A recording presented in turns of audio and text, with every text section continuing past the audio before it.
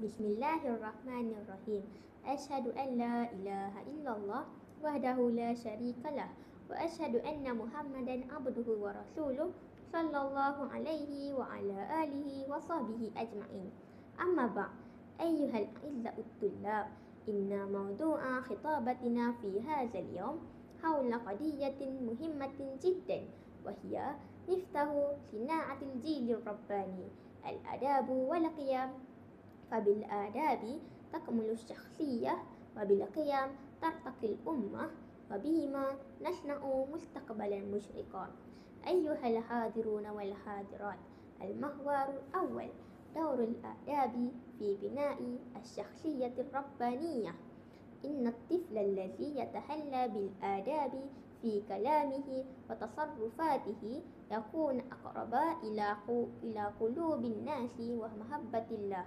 فالتأدب مع الوالدين والمعلمين والأقرب مفتاح النجاح في الحياة. قال النبي صلى الله عليه وسلم: من كان يؤمن بالله واليوم الآخر فليقل خيرا أو ليصمت. رواه البخاري. وفي دراسة تربوية أجريت في ماليزيا عام 2025 تبين أن 80% من الطلاب الذين يتحلون بالآداب هم أكثر نجاحا في دراساتهم.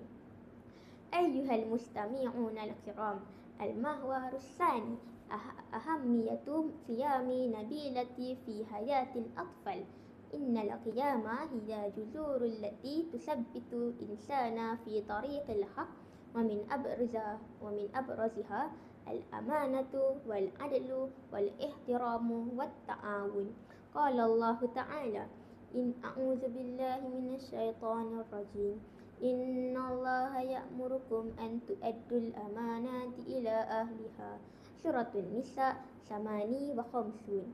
ومن أمثلة ذلك ما نراه في المدارس الماليزية اليوم، فالتلميذ الذي يحترم معلمه ويساعد أصدقائه هو مثل حي للطالب الرباني.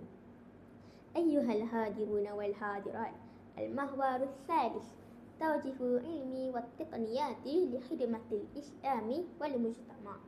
العلم نور والتقنيات أداة قوية، ولكنها تصير خطيرة إذا استخدمت فيما يغضب الله. فعلينا أن نستعمل التقنيات في التعلم وخدمة الناس وبناء الوطن. قال الله تعالى: أعوذ بالله من الشيطان الرجيم، يرفع الله الذين آمنوا منكم والذين أوتوا العلم درجات. سورة المجادلة 11.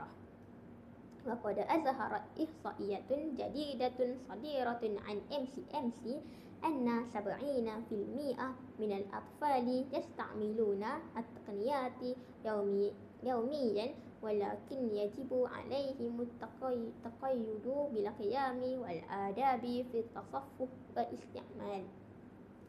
أيها المستمعون الكرام، المحور الرابع الأمة القوية تبدأ بالجيل ذي الآداب والقيم.